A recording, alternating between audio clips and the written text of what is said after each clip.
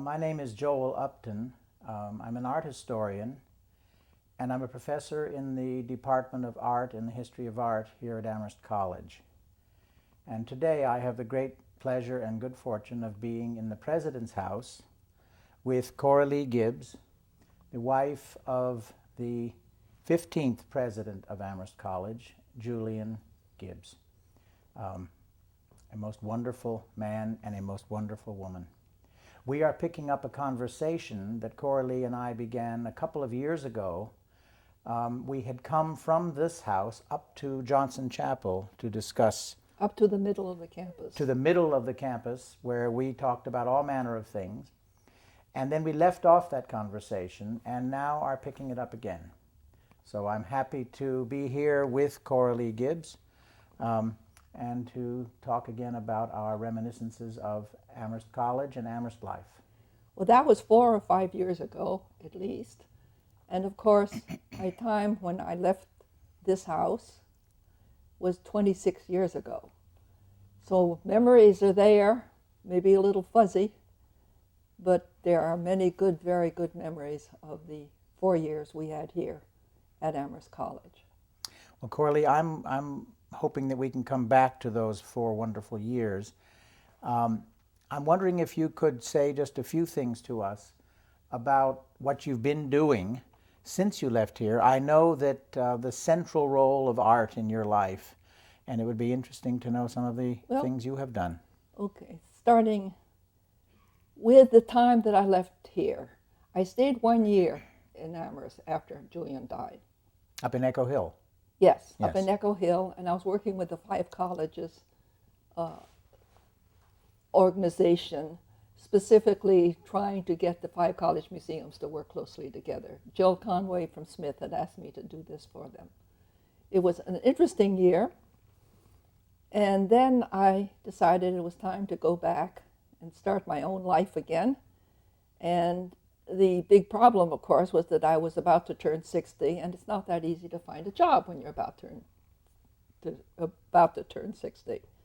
But I did land a job as director of the Newport Art Museum and Art Association at a time which was a very strange time for them. It had been an art association since 1912 and had just decided by the Board of Trustees that it was going to be an art museum.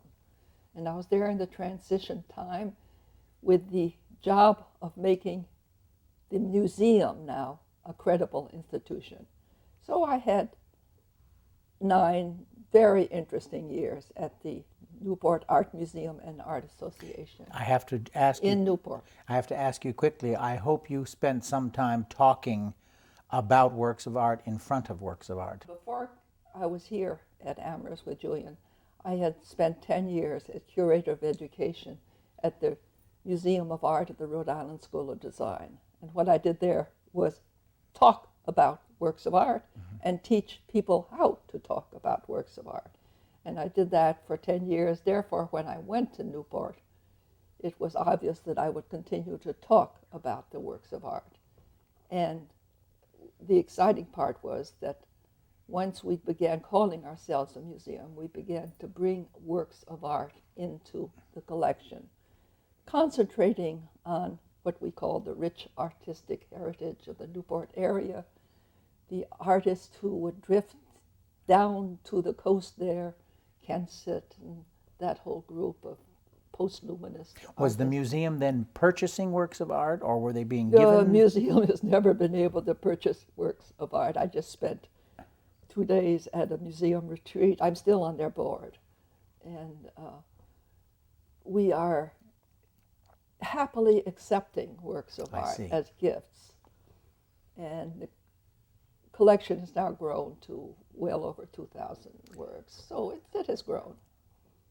Do you have a favorite object that has come to you in the last few years? Probably, I still say Fitzhugh Lane, although I'm supposed to say Fitzhenry Lane now. Oh. But we have a wonderful view by Fitzhenry Lane of yacht racing out of New Bedford. A variety of watercolors and oils by William Tross Richards, who was a major American painting of the latter part of the 19th century. In addition to working in that museum, I believe you continued to take groups on tours. Am I right about that? I started doing tours while I was there at Amherst. Julian and I went on a tour starting in Portugal and moving up the coast to Paris. I didn't do very much talking there. I talked about Santiago de Compostela, which has always been one of my favorite places to end up in and to save my soul. Yes. But that was my first trip with the Amherst College. I had done several trips with the Rhode Island School of Design. But after Julian died, I worked very closely with Charlotte Turgeon. And Charlotte Turgeon had a series of trips, and she and I started out with the Amherst community and doing a tour which we call France with a paintbrush and a pastry brush. Right. She was a superb cook. We would go into restaurants and people would say, Madame Turgeon, quel plaisir de vous voir. And I would then talk about the art, and we would go back and forth. And we worked out a nice system of tours throughout France. And then I translated these for the Newport Art Museum, did trips to Portugal, Italy, Sicily. Sicily was my favorite, I think. Were these all tours with Amherst? No, I did or- a few for Amherst, but after that I did them for the Art Museum. It would be a fundraiser for the Art Museum as you did that. So I liked to do that. It got to the point where when I was doing tours in southern France with Charlotte, we'd go by a church and they would push my head down so I wouldn't notice the church, because I tended to take people into church. And as Joel knows, one of my interests always has been iconography and the symbolism of the church. For art of all kinds, architecture, painting, prints, everything. And I know few people who are able to articulate as vividly as you what it is that you are moved by in works of art. And I can tell quickly the story. We might move back toward your time here. I was over in the Mead Art Building preparing a class, and Cora Gibbs arrived in the hallway, if you remember, with an armful of photographs that you were using to put together a talk of some kind. And before too many seconds, you and I were sitting on the floor in the hall with these photographs spread out all over. And all the students who were arriving had to find their way around us, because what you were talking about was more interesting than anything else. And I remember vividly. Well, I also remember turning to you with a big question I had. When we were here, Julian had to do a lot of trips around the country to fundraise with the alumni, and I would go along. And what would happen at that point, he would be in meetings with an alumnus or two, and I would then get to visit the various and sundry museums. I went to the Cleveland Museum and saw a painting I'd never seen before. And I had great questions about the iconography, and I brought that. Do you remember which painting it was? I don't remember, but I do remember you're asking me the question, and I remember with the same embarrassment that I feel now that I don't think I had Zurbaran, but I did not have the immediate answer. And the reason why that was so fascinating was it was not an obvious question. No. It was a subtle question. It was an interesting question. Just very quickly, I went into this gallery. It was a huge Zurbaran. Zurbaran was a 17th century Spanish painter. And I thought, oh, there's an Annunciation with the angel on the left and the Virgin on the right. And then I began looking very, very closely, and it was not the angel on the left. It was Christ as a child, and on the right was the Virgin creating a shroud for the Christ. And Joel and I began to look at the photograph more carefully, and we found all sorts of iconographic details. And they kept pointing out to me the pears were like the apples from the Garden of Eden, because the Virgin was the new Mary, et cetera, et cetera. And that was a particularly moving picture, and I'm not surprised that Zurbaran would do it. Do you still talk about it? Yes, I do a lot. I do a whole series of talks now, mostly for the churches, on the Annunciation, because there are so many images, and many of them are very familiar to Joel because they are in his field of interest, 15th century Flanders, etc. But I find it a fascinating thing to talk about, and what I'm doing with the audiences is trying to get them to read the paintings Yes. and to see what is in a painting, and to know that that little thing that is hanging around on the corner has significance. and What is looked there. so unimportant, so Is very inconspicuous. important, yes. In the case of that Zurbaran, I remember the theme now. It was a wonderful situation of where the mother with the child is preparing something, and as you say, it was the turns shroud. out to be the shroud. A very a poignant subject matter. There are many pictures, as you know, of Mary reading Yes. to the baby, teaching him to read. And at one point, there's one beautiful limestone sculpture in Paris where both Mary and the baby turn away from the book because they suddenly realize they have been reading about what will happen to that boy. And it's a haunting lamentation without any actual lamentation. And the more you go on in the 15th, 16th century, the more complicated the more ideas get. But I think that's what fascinated you, that Yes. it wasn't simply a labeling of the picture, it was layers, layers of meaning. Well, it goes way back. My interest in this is I grew up in Europe, and I've taken people to Chartres Cathedral and read the doors to them. Yes. And it is what I like to do, is to read the doors. You are a living example, I think, of what used to be called Lectio Divina, where you would read the divine literature Yes. in a meditative way, using words in Bibles, etc. But you take that reading to the sculpture itself and literally read the stories on the doors at Chartres. Yes, and people are fascinated with this. Yes. Now, a lot of this comes from what happened when we left Amherst in 1947. Julian came back after the war, as you know. He was class of 46. It was class of 46. We lived down in the GI village where the social dorms are now, in gray tar paper On the shacks. eastern side of the campus. Yes. Down Where- near the railroad That's tracks. right. That's exactly right. And when we left here, Julian went to Princeton to get his PhD. And my great idea was I would finish my master's, which I'd started that year at Smith. But of course, Princeton would not even look at me as a potential student. I happened to be female. So I did not go. But I worked for 3 years there in a research department of the library, which is called the Index of Christian Art.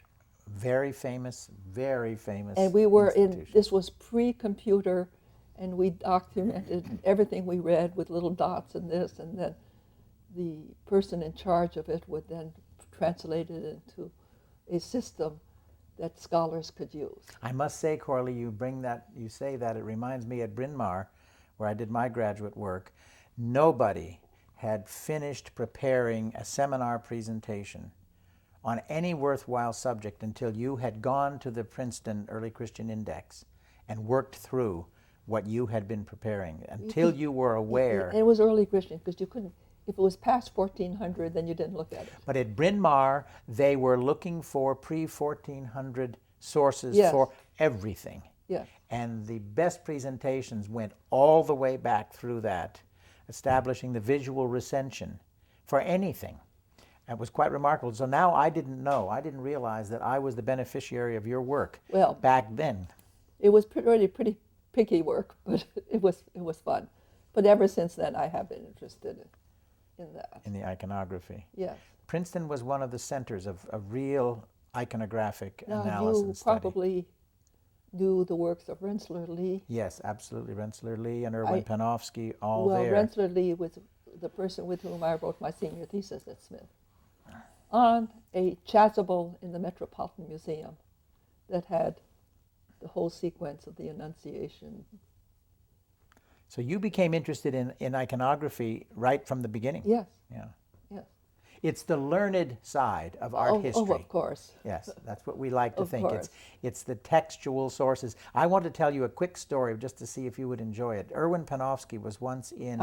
I have met him, of Well- course, at the Index of Christian Art. Well, then you will appreciate this story. There was a graduate student who went to a small personal seminar with 3 or 4 faculty in at NYU.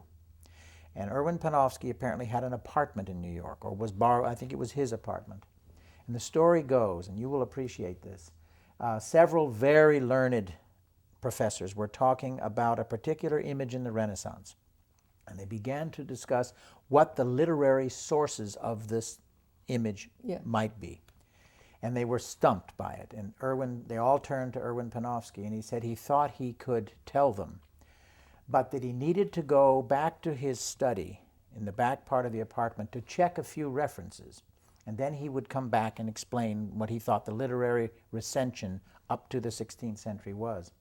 Came back in about half an hour, and for almost 45 minutes went through Greek and Latin texts from pre-Christian era all the way through, setting up the entire recension. After having done that, and everybody was astounded, the graduate student walked back along the hallway toward the back part of the apartment where Erwin Panofsky's study was. And he thought he would just look at the study to see what a place was like that a man like that worked in. So he walked back there, opened the door to the study, and discovered that it was an empty room. This was Erwin Panofsky's total recall. And he wanted to be humble about his knowledge. It's a very Yes. powerful thing. So again, I say that's Well- why iconographers think of themselves as the Very much. learned. Katzenellenbogen. Adolf Katzenelnbogen also, who unraveled Chartres Cathedral, Yes. who understood that iconography as nobody. Yes. Yeah, that's wonderful. No, but Chartres Cathedral is still a favorite place of mine. Well, I'm now understanding more about your own involvement in iconography because you were working with the original 12 disciples of iconography when you were Oh, with yes. those people at Princeton. Yes. Yes, Can you tell us more about your life here as a young girl? As a young girl, you mean way back? Way back when you first met Julian. Well, I went to Smith. Mm-hmm. And freshman year at Smith, I came over to Amherst, I think once, the Alpha Delta house. Had a date with the brother of one of the seniors in my house, Ted Cross, who ended up being a trustee, and who, when Julian was named president, he greeted me and saying, what would we have thought of 25 years ago, That's whatever wonderful. it was. But that was my first experience here at Amherst. Now, when I met Julian was the very first week of my sophomore year. Were you both the same class? Yes. I was in Lawrence House, which was my dormitory, and a group of 4 or 5 Amherst men came over to meet up with the dates they'd had the year before. This was September. Well, one of them was Julian, and the woman that he was looking for was not there. Good And fortune. I happened to be sitting in the Good front fortune. hall. So I was a pickup in the front hall. And we went out with the others, and we went down to Rahar's. It was a dive. Oh, I'm glad to learn this. Where you drank beer and sat at the table that everybody had scratched their name into forever and ever. Gone now, unfortunately. I assume so. I'm afraid it was is. there. It was still there when we were back here. Really? Did you go back for old time's sake to Rahar's? Yes, I did I- once. I'm I'm gl- sure I did. I'm glad to hear that. Because, of course, I've been back to Smith for reunions. But so that was the year, that was 47, 48. And Amherst was a very changed place that year. The fraternities were mostly closed. Everybody was either in Chi Phi, is that the fraternity? Is right, that's right down here. Opposite the music building. No, the one just across. Just- I know which one. Well, there's Chi Just Psi. next to the Chi Psi, next to Chi the president's Psi, house. and then there's another one right down here, which is Chi Phi or something. There were just a few fraternities open, and the only people on campus were 4Fs or pre-meds, which Julian was, and the meteorology school was here. Wow. And so it was a very different place, but that a couple of times I rode my bicycle over here From Smith. from Smith. How large was the college then? Do you? I mean, do you? Yes. I don't mean exact numbers. No, but it was around 700-800. 700-800. I think. Yeah. It felt like a small college. Yes, it did. And Smith felt like a bigger place, but Did they have 2,000? we had 2,000. Yes. It continued to be 2,000. Did you come frequently from Smith during those early Not too years? frequently until it became more frequent. Until it became more frequent. Yes. You couldn't take classes here then. No. Yes. No, there was no exchange of classes. That's unfortunate. I in many ways, my life was informed by the fact that all of my classes had students from Mount Holyoke and Smith and UMass. Especially in art history. Especially in art history. Yes. It was a great pleasure to have the women in the class. It helps. It helped amazingly. It made believers of the men. Oh, good. That's good. And that's Good thing. so. So the campus was reasonably active, but it was all on a very small scale. But it was just reconstructing itself in some sense after the war, wasn't it? I forget No, when the no, new this was curriculum- before the war, you see. So this was before the war. Yes. And I see. then so many of Julian's classmates went off to Williams and other colleges with V-12, which was the Navy training to get you into the officers' training. But Julian, of course, signed up for that, and they found he was colorblind, so he couldn't get into that. This is another nice thing to know, that Cora Gibbs, the master of art, married a colorblind man. But I know that it didn't diminish his passion for art. No, it was interesting. I remember the year that Julian was on sabbatical in England in 1975.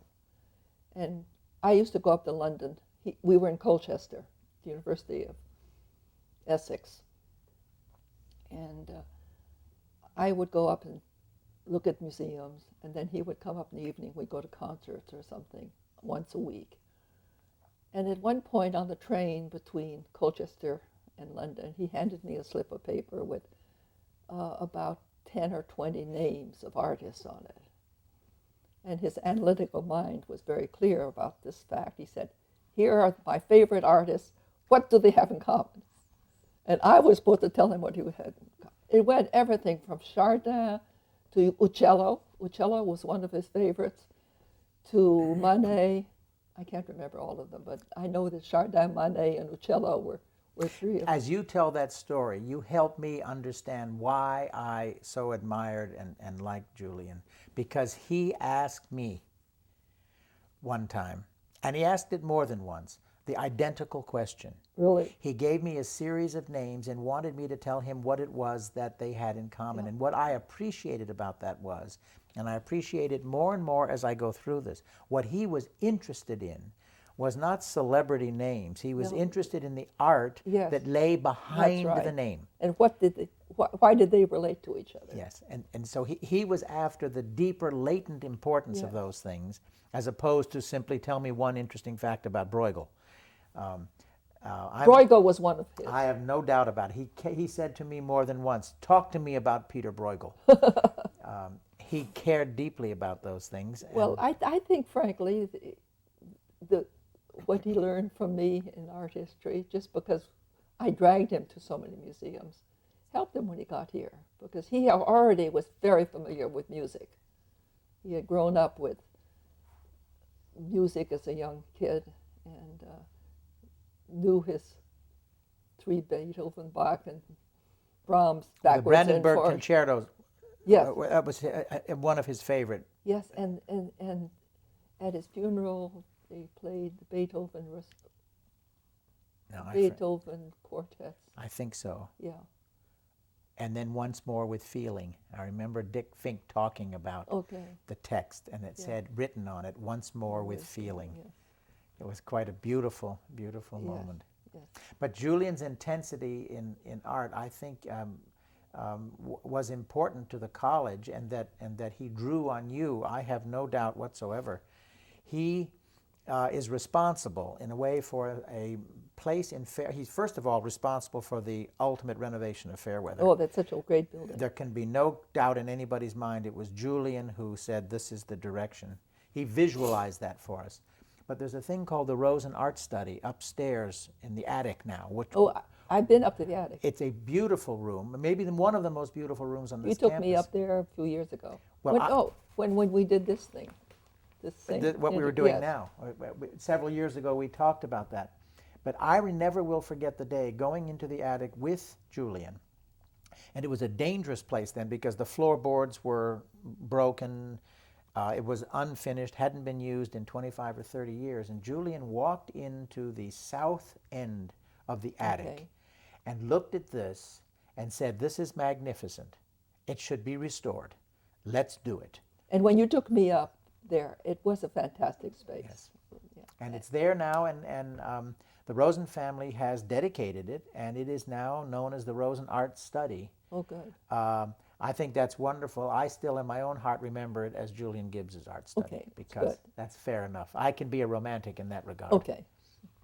While we're speaking about that, can you talk more about what your life as the wife of the president at Amherst College was like? What you came from RISD and Julian came from Brown, so you both had very busy lives. You set those lives on hold to come back and, as it were, serve Amherst. At least that was you. Especially with Julian, who gave up so much of his scientific work, which meant so much to him. But you probably know that he kept his finger in the scientific research. I remember vividly being in the library one day, and there were 4 or 5 people scrambling around, checking various sources. And Julian had come to the library and asked them to locate a scientific text in any language, anywhere in the world, on such and such a subject. And he didn't tell them that his hope was that they couldn't find anything, because he had He had the answer. the answer. Yes. And he wanted to be certain that he was clear about that, and that he didn't need to cite another source. And apparently the library did all they could do to check and came back to him down-faced and said, "We're very sorry, sir, but we can't find anything." And he said, "That's didn't know just that. perfect." And I can remember Well, him smiling and walking He kept out. Wednesday mornings free. And when he came up from Brown, he had an Institute of Health grant, which they continued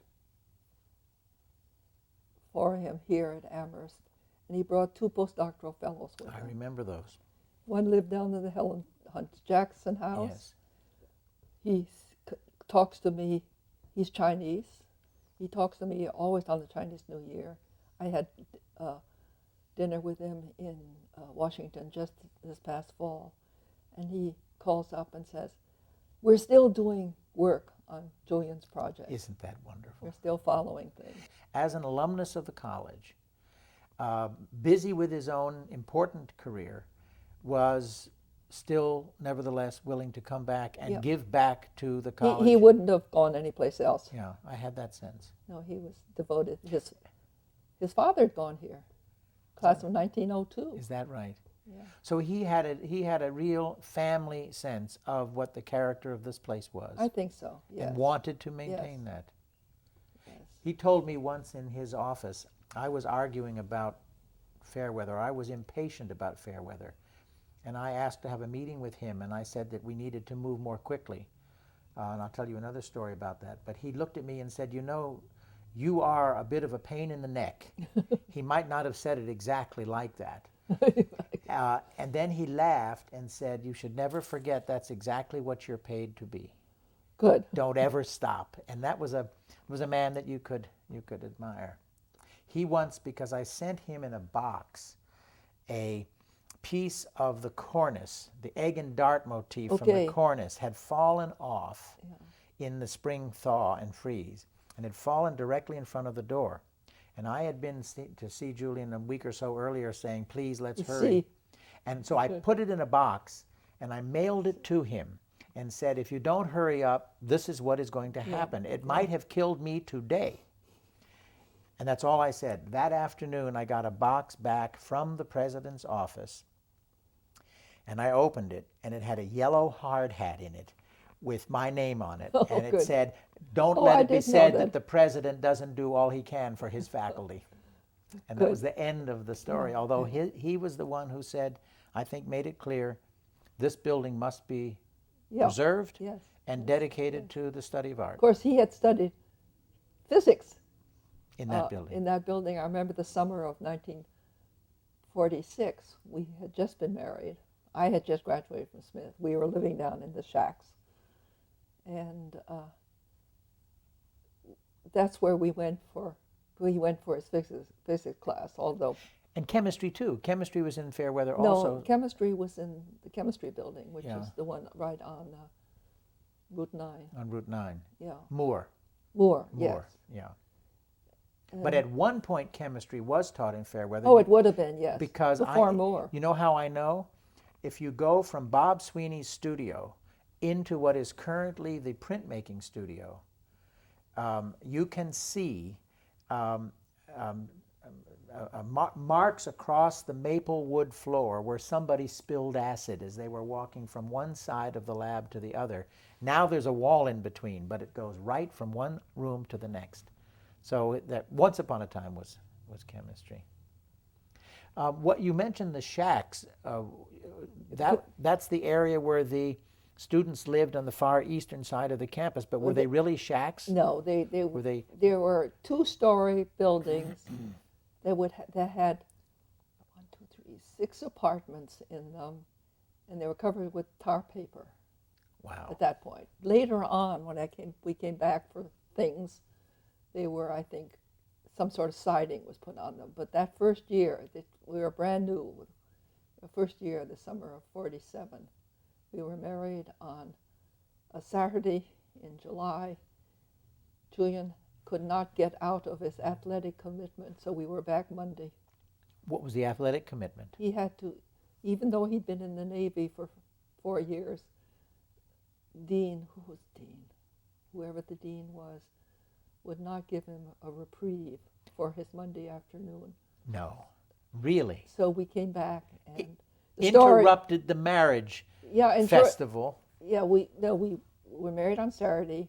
We had a 2-day honeymoon. He came back and hit a home run. Well, that's wonderful. And now I can understand why. The coach wouldn't have understood. Yes. It makes sense now. Where did you eat in those days? Did they have? We had our little kitchen. You didn't have. There was no Valentine or anything like that. Oh yes, Valentine was there. So, but you had your own kitchens in these apartments. Tiny. Well, there was a coal stove. We were supposed to cook on the coal stove, but we all had hot plates, and I had never cooked in my life. And so you learned right there. I learned right Yeah, there. that's- Yes, we had a pressure cooker. I remember trying to cook chicken in the pressure cooker and things of that type, but I learned quickly. Do you remember any of the names of the super famous professors who were there then? Oh, sure. Who would you remember? David Graham. David Grant. What did he teach? He was a physical chemist, and Julian always felt that he was probably the most renowned physical chemist in the country after Willard Gibbs, who was at Yale and was the best known. And he was here for many years. He died not too long after we were here. But he was Julian's mentor and really directed him toward the work he later did. Oscar Chate. I knew Oscar Chate for the first couple of years. And I he was here when we came back. Yes. And He was in biology. yes. I met him when I was a sophomore at Smith. Julian brought me over to meet his professor because at that point he was a pre-med, and so he was working with Oscar Chate. It was Graham who sort of switched him from pre-med to physical chemistry. But I went and had tea with Oscar Chate, and later on we would have drinks with Oscar Chate, who would sit in front of the gathered guests with a beaker stirring Manhattans. Oh. And we all, It's the old Amherst. the old Amherst. But there was a very wonderful sense of collaboration and camaraderie between the faculty and the students. I think so, yes. It was especially after the war when they were all older people. And but I met Chate before the war. I met him when Julian was a sophomore. And So Julian finished 2 years and then went off. 2.5 years. 2.5 years, then went off in the Navy for Yes. 4 years, and then came back yes, and completed. and so we had a year and a half here. I see. And so he graduated in 47. Oscar Chate insisted that he had known my mother in Geneva. I lived in Geneva till I was 14. And Oscar got his degree at the University of Geneva. And apparently he did some courses at the international school where we all went. And he used to tell me, oh yes, he knew my mother. How did you find yourself in Geneva? I had heard this, but I guess I had forgotten that part of your story. I was born in Prague. Václav Havel's beautiful city. Yes. And Frederick II. I grew up with etchings of Prague all over the house in Geneva. My parents went to Prague. My father went to Prague right after the war. He had served with the YMCA for many years, and he established in Czechoslovakia, throughout Czechoslovakia, YMCAs, and worked very closely with Beneš and Masaryk on this project. Right after the war, there was quite a emphasis on establishing YMCAs in all the new countries that were formed after World War I. In 1920, I was born in 1924. In 1927, my father was named General Secretary of the World's Committee of YMCAs with headquarters in Geneva, where all the International Red Cross, the International this and International Quakers, the International Y, and the League of Nations, of course. Société des Nations. So you went to school. I went there when I was 3 and was there till I was almost 15. Was it in an international school? International school, yes. Was that a good experience? It was a wonderful experience. I think that probably set the large parameters of your artistic sensibilities right then as a kid in Europe. My closest friend and I would get on our bikes and ride down to the museum. Yeah. And, we were very comfortable. We were bilingual. We went to a bilingual school. I think having one of the joys of being in Europe is that the relationship of daily life and the art museums and art and all of that is of a piece, and you grow up aware of that. Yes, and my grandmother was an artist. Uh-huh. She graduated from Cooper Union in 1875, which was quite early for a woman. Yeah, it certainly was. And her diploma is handwritten in. It's a formal diploma, and it had added with the highest degree.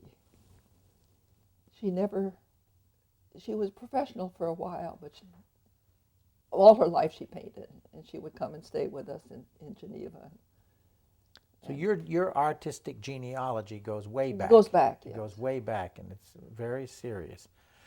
If you had to, just for the fun of it in this conversation, if you had to pick an artist that has moved you as much as anyone, knowing obviously that that's an impossible question. Piero della Francesca. Piero della Francesca. Why? Why? Because I remember him from my studies at Smith way back. And then I remember his shapes, the wonderful three-dimensional oval shapes of the head and the egg and all of. You're thinking of the Brera altarpiece in Yes. Milan, yes. And then what am I thinking? Where the frescoes are. Quickly. Arezzo. Arezzo, okay. When I went to Arezzo with a group the first time, we wanted to see the Annunciation, the whole story of the True Cross. And we couldn't see it because they were all being reconstructed. Yeah. Went back a year later, and they let us in behind the curtains, so we got right up on the pedestal. Who was the we then? Who went back? This was a group that I was taking from That's I think it was Charlotte's group. That's amazing. And we got in there, Yes. and I got to practically touch the pieces, but I have, especially the Annunciation. So if you were to wake up in the morning and have an image in your mind, it might be that Brera altarpiece in Milan. It might be, but more likely the Annunciation piece. Annunciation. Especially since I've been doing so much work on Annunciations. It fits in so fantastically well, opposed to the Flemish ones. Pure form, Yes. pure symbolism. Fra Angelico's Annunciation. That's what I start my lecture with. Really? I always start with the Fra Angelic from the Florence. Yes. And I San start, Marco, in the yeah, I convent of start San with that Marco. one because that's sort of the icon Yes. of Annunciations. That's, for me, I've always thought of that as the irreducible Yes, relation between the angel and Mary. without all the extra With nothing, brouhaha. nothing else needed. It's Yeah. it's kind of a meditative piece. I think it's my favorite of all that I know of. Do you think often of Piero della Francesca? Is that No, not often. but Because that's one, I'm down in Newport and I have to think about Kensett. again, all right. Yes. And all You earn sorts your of- living with American painters, Yes. but your spirit is with the Italian Yes. Renaissance. Yes, and then, for example, this year I did my Annunciation lecture in 2 parts for the Trinity Episcopal Church, which is a wonderful church. I was going to ask how the people in the church respond. Are they? They're interested. They're really interested. But the reason I got involved with that church is because the rector then was an Amherst graduate, Lorne Coyle. And I told him very frankly, the reason I'm going to come to this church is because of the architecture. It was built in 1728. And I still do tours I am there. not surprised at all.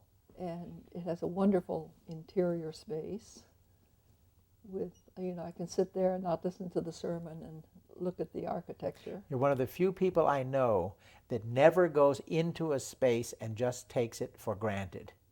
You are always, as you said before about Chard, reading the space, thinking about the space. Well, of course, there in the church, like the Trinity, there's nothing to read. It's just to feel the space and understand. It's a beautiful the space. place. Yes.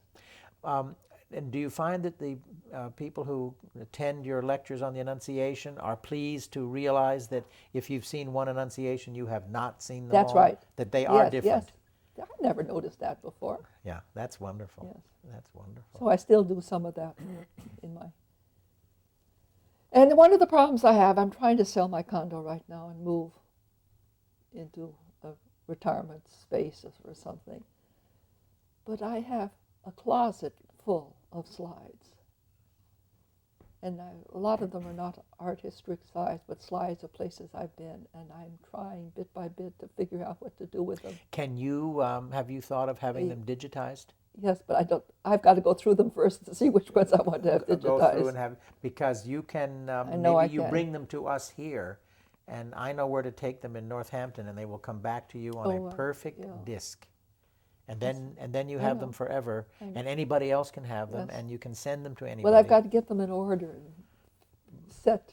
Well, I want you to do that because I have an interest in this. Oh, you are? Wouldn't that be? I'm convinced that there are images there that would be of great value to us in teaching these things. You have seen things and been to places, and I find more and more and more the more often that you can give a site, a location, a spatial context, and then talk about a given painting or sculpture, but put it back into its overall situation. And you must have many, Well, again, with this whole Annunciation bit, which has nothing to do with Amherst College, but which is, because I'm talking to Joel, the whole difference between the Western Annunciation, where the Virgin is the contemplative Virgin, and the Eastern Annunciation, where she is the doing Virgin. Yes. Spinning in Russia, in Sicily, That's a wonderful distinction. and people never notice that. Yeah. And That's it's very clear. It's absolutely clear. Well, it's one of the things that you really taught me, and I think it's one of the things that you always get across, that something that was invisible to you, once somebody sees it and Oh, then points you it can out, see it. you see it everywhere. Yeah, that's true. As though it had been obvious all along, but it had not been obvious. Okay, we've gotten off track. Let's get back to what I want most to hear about. I want to hear. Is the college when we were here? No, yes, the college. What kind of place was it that you remember? I say that it's been 26 years. All things change. It is not for better or worse. That's not the point. But they're just different, and it would be a shame to lose a first-person account of why those 4 years when you and Julian were here were so special. Well, they were special to me because for once I felt I was contributing to his position. We worked together. My job was to keep him happy, to travel with him. And also we did a fair amount of bringing people into the house. I felt this was a beautiful house and very much part of the college constituency. And we did quite a few series of students here. I think we tried to get many groups of students here for dinners. I remember vividly the sense that this was your house, to be sure, but it was also the college's Yes. house. And I remember on so many occasions after faculty meetings, Julian was not finished talking. So you could talk And he to would me. say, please come over to the house. Yes. And 10, 15 faculty would come over. I and we think would, in the 4 years we were here, we got through all of the faculty in small dinners. I have no doubt, in Thanks to Pat Mullins.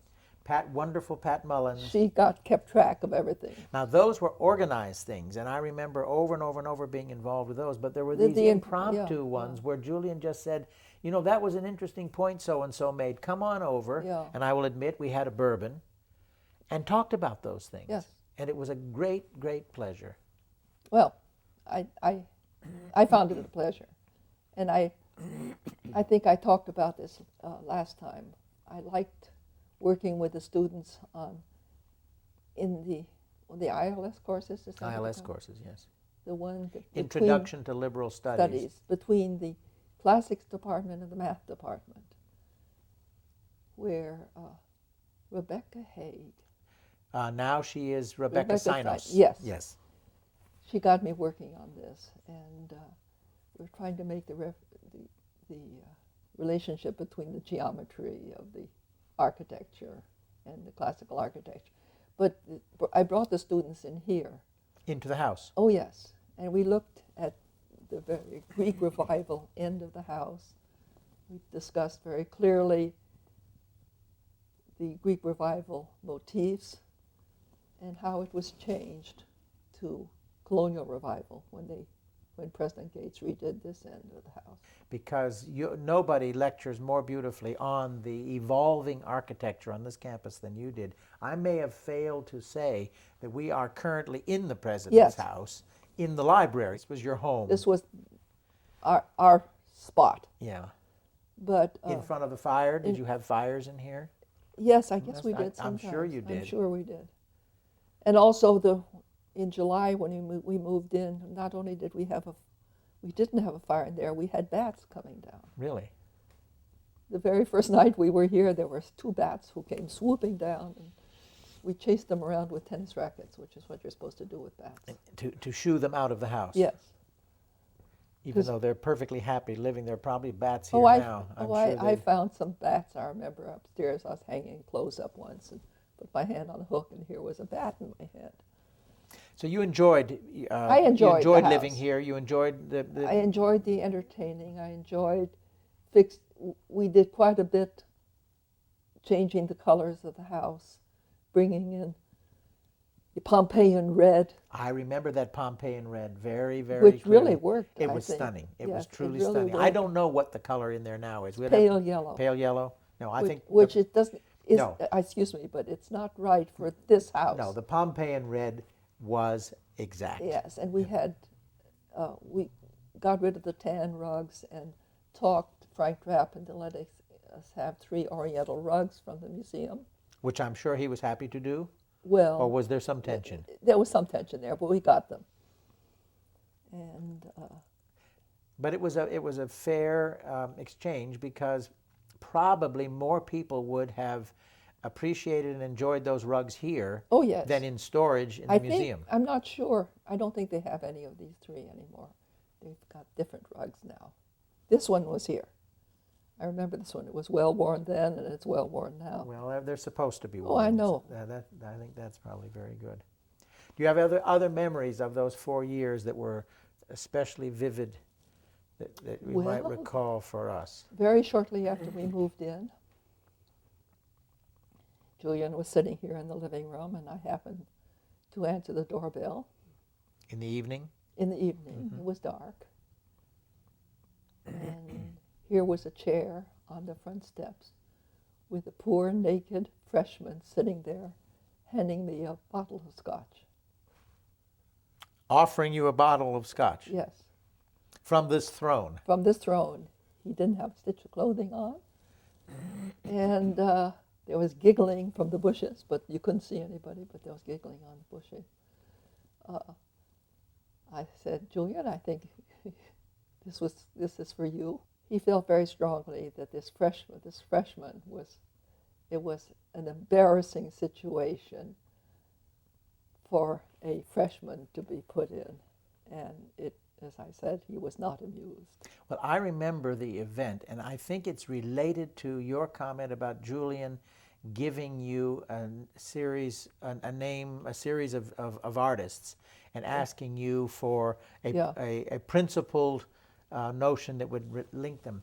What I heard about that story was that the analytical Julian was clear again, and one of the first questions to the boy had to do with how he got there. And it turned out that the person who had sponsored this freshman's appearance at the door with the bottle, with the gift of alcohol, was set up by the one to whom it had been done the year before. And so it was a tradition from one of the fraternities. The moral heart was what he really said. This cannot happen. And I think that was the time when serious... And that particular fraternity was on probation. Probation for Anyway. a while. Well, the whole question of fraternities is, I'm sure, complex and continues to be mixed. I understand there are many secret ones, but the general public life of the college is now much more, I think, congenial and open, and it mixes with all kinds of students. But when Julian was in the hospital, realizing he was not going to make it, I think, he said to the doctor came out and said he was talking about the white paper about the fraternities, because it had been pulled together. He had met the night before with the fraternities about the fact that they had to go. But it was very much on his mind. Well, I think it was on his mind, and I think he embodied a sense of clarity. There were lots of people talking about it who were confused. There always have been fraternities. There always will be fraternities. Yeah. And I think he saw right through that if the result of fraternities is what happened to that boy, the answer It didn't is help. It didn't help at No, all. it didn't help. I think he was quite clear about that. And then it was a matter of administrative... Williams had already gone. Yes. So there was this movement among colleges and universities to... Well, it was a good thing that there was someone here who saw it that clearly, and then they could move. I think the white paper was a complicated document, hard to articulate why exactly. Yeah. And you don't want to be vindictive about it, but it was beginning to contradict education in a serious it way. didn't fit in with what this was about. Yes. Living in the house, when we first moved in, we had Mrs. Dempsey as a housekeeper who had been here with the Plimptons and then with the Wards. And then she retired, and I told the college I wanted somebody who was flexible and unflappable. And Shirley Pokondinsky moved in. And she became one of my closest friends. And did she help care for the house and cook and what? She cooked and organized. There was a cleaning person who came in once a week. We didn't work with Valentine at that time.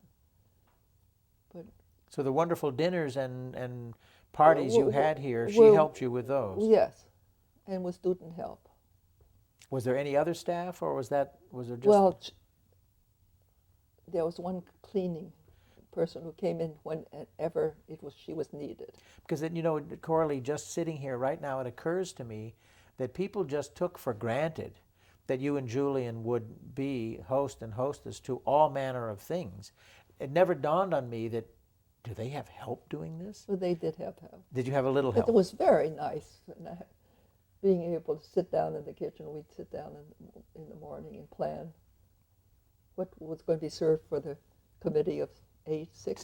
Committee of six. Of six for You lunch. now you fed the committee of six lunch here? Sometimes. This is an important thing to know. Either lunch or dinner. I don't know if they're doing that anymore. I don't Well, know. they met here in the dining room. With you.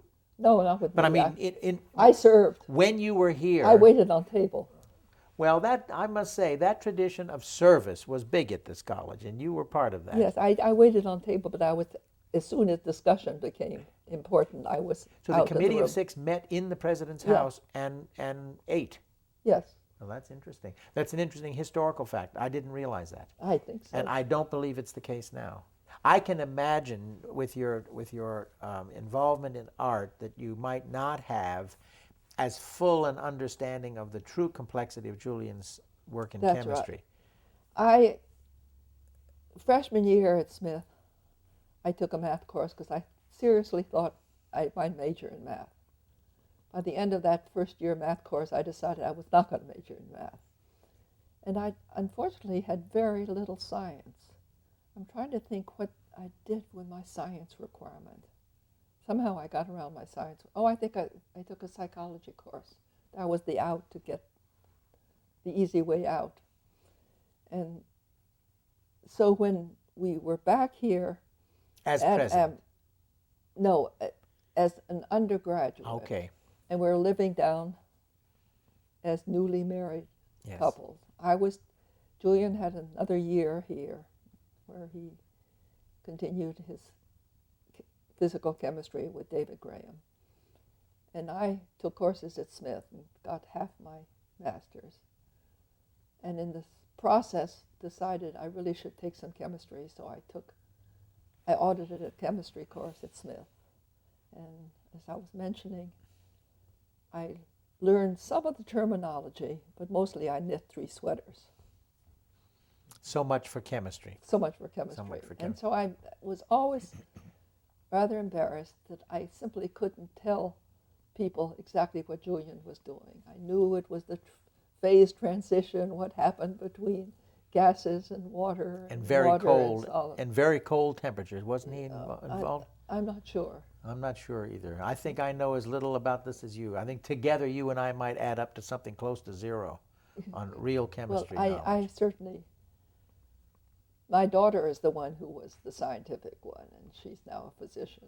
But Julian started thinking of being a doctor. he That's a new- actually, when he left Amherst, he was accepted at Columbia and spent 1 week at Columbia. Meantime, David Graham had influenced him enough, so he knew he wanted to go into very basics. He really was a research Yes, chemist. very basic. He never went into labs. He did it all with a paper and pencil. Yeah. A true theoretical. Yeah, completely theoretical. And so after his 1 week at Presbyterian Hospital, he enlisted in the Navy.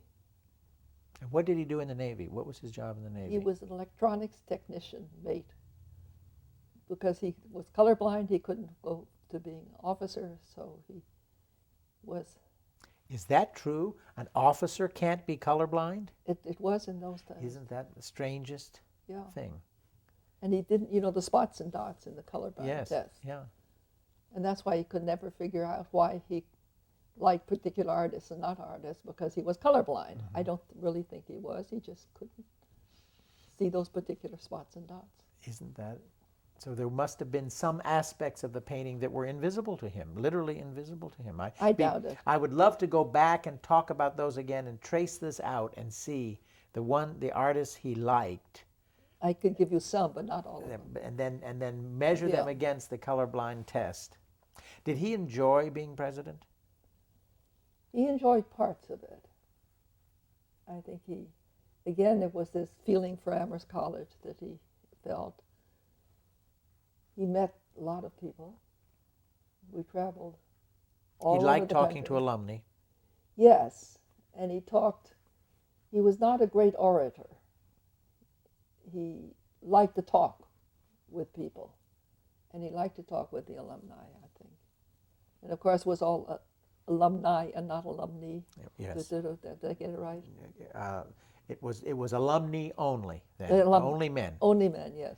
But you know, one of the moments I remember of his presidency here where there was such a tremendous joy, and I won't know the name of the grandchild, but he came to a faculty meeting once. Becky. Was it Becky? Becky. And he put a picture of this precious new thing, and there was a smile from one end. It's the only grandchild he ever knew. Well, he was the proudest guy in the world, and the red room was illuminated by his joy that time. I remember that. She would be interested to know that she is now graduated from McGill as an engineer, got her master's in engineering from UMass, is now the expert on composition of baseball bats. Really? Of wooden baseball bats or the metal baseball bats? Metal and different composite base. She's out with, oh dear, the company in St. Louis that makes baseball bats. Louisville Sluggers. No. No? But she gets sent to China 2 or 3 times a year. We had a big. Julian would get a kick out of Oh, this. she would, because she was an athlete anyway, and so she gets sent to teams to demonstrate baseball bats, etc. So my favorite story about that is I remember him cornering a young woman who was in the psychology department. You probably can tell me her name. She's still here. Lisa Raskin? No. Buffy Aries? No, maybe. Not Rose Olver. Oh, no. But it may have been Buffy Aries. Yes. Who was up for tenure. Mm-hmm. And I remember Julian saying, now, Becky does this and this and this. Isn't she remarkable? And whoever it was would say, yes, President Gibbs, yes, President Gibbs. She happened to get tenure. Yes, good. To confirm the truth that he already knew. Yes. I now finally have one grandson, so I have my sympathies with Julian 100%. Well, Becky's the only one that he knew. Yeah. She has a sister who graduated from NYU and is going to Brown next year as in public health, and a grandson who is doing his junior year at the University of Cape Town. Well, and studying what? Just whatever. International relations, studying surfing Okay. and other such things. Okay, I understand that. How many grandchildren do you now Then have? John has a 16-year-old boy who would love to come to Amherst, and a 14-year-old girl. And When she might like to come to Amherst also. yes, Miles can get in. I wonder about Ashley, but anyway, she's very pretty. And then Jim, who's the oldest son, has an 8-year-old. So this is quite a large family now. This is wonderful. Yes. Do you have any memory of Julian's sense of the educational vibrancy of the college? Did he talk much Very about much that? so. I think the relationship between the students and the faculty. He also had a great idea of establishing here a place where graduate students could come and work here on graduate projects as postdoctoral fellows with the idea that they would then interact with the students. He had the place all picked out on, there's a house on, what is it, Railroad Road? What is the? I think it is. I don't. Down by the underpass. That's right. Yeah. There was I don't know there was which a house. place up on the hill where a professor who I can visualize, and I can't think of his And name. he was going to set that up as a sort of graduate center. Yes. With the idea of the students, undergraduate students, being able to interact. Because in a university such as Brown, that was already established. I mean, the graduate students were there, and so the undergraduates were able to. I think it's one of the things I remember most about Julian, and that was the intellectual enthusiasm that ranged all the way from his world-class chemistry to the students. And it was all of a piece. And the sailing. I knew about the sailing. He told me one time that one of his great senses of accomplishment and competition was in the sailing. But that when he was here, he was finding a similar competition with the faculty. Okay. And that he loved that. Yes. That it didn't bother him. He got a joy out of it, as he did in that sailing. I'd forgotten how much Well, he the was a sailor. sailing was very, and it's quite exciting. Last year, I went with John, who you just saw, Amherst class of '79, to a dinner where half a dozen trophies were distributed. Yeah. And John got four or five of them. And on the big bowl, the biggest bowl, which was called the wrap-up cup or something or other, here was Floating Bear, Julian Gibbs. Wonderful. And then again, Petrel, Julian Gibbs. And then twice, Petrel, John Gibbs. Well, the Julian Gibbs family probably brings us full circle then, I suppose. Coming back to his sailing, his love of the Yes. ocean. He liked it His because it was strength. away. Yes. And again, it was an intellectual approach because he planned the races and he knew when to tack and not tack and things like that. Well, I thought he was a president who planned and knew when to do what, and I for one, admired him beyond words. I've known many presidents here. Bill Ward was a very remarkable man. But Julian was the one that just seemed to love being faculty. Yes. No president that I've known used to, I remember his administrative assistant, remember Jane Robinson, Oh, yes. used to have to come into the Commons over in Merrill Science And get him to go home. and get him to come to work. Yes. Because he would be there with 4 or 5 He faculty, thoroughly enjoyed that. and he would, any conversation we were having, he wasn't there leading it, he was part of it. Yeah, And he enjoyed that. He truly enjoyed it. And He certainly did. Jane Robinson would come and say, Julian, we have to go. You actually have a meeting. And he'd say, just another minute. And he loved stories. He told more, how may I describe it, somewhat bawdy stories from time to time. I think probably. With great gusto. And then he would shift to very subtle, again, that's this analytical mind that would bring us back around Yeah. to... That is one of the things I miss the most when there's suddenly a new scientific something. Yeah. And I want to have him tell me about Yeah. it because I can't figure out what it is. Yeah. And new things developing. Life would have been very different. Well, I have to tell you, maybe this brings us to an end. I have to tell you that your husband was my model. But also I remember sitting in this room just after he died with you, Yeah. and as we are sitting here now, and it was a moment of the greatest loss that I can imagine. What he had still to give this college He had a lot was to give. truly, and I remember your saying, he had so much to do. Yes. And I'm afraid that just has to remain a kind of beautiful memory. Yep. Well, I'm glad you were here to I support am- him. And I'm glad I knew you. I think you have been one of the first ladies of the college who was absolutely at the center of things. Well, I enjoyed it. yeah. I found it a very rewarding experience. I really did. I had help. Well, may I thank you, speaking for everyone that knew you, I'm grateful. Well, it's odd to think back 26 years. Yes. It's a long time, but I- it's still vivid. To me, it could be yesterday. It really could be yesterday. Well, I thank you, remember- Joel. And you haven't changed at all. I have, but you haven't changed. You at haven't all. changed. No. No. Still interested. You know why? It's because we're interested in art. Oh, that's why, of course. Anyone who is seriously interested in art remains the same. I try Solid. to paint, but I still a little You bit. paint with your words. When you characterize works of art, it's as though, I always say to my class, I am going to talk, and I want you to close your eyes, and if I can't make you see the painting, I've failed. That's good. And it's a nice test, and I learned it because I had a blind student in a class once. That's when I learned to do that when I was working at RISD. Mm-hmm. I put together a program for blind students.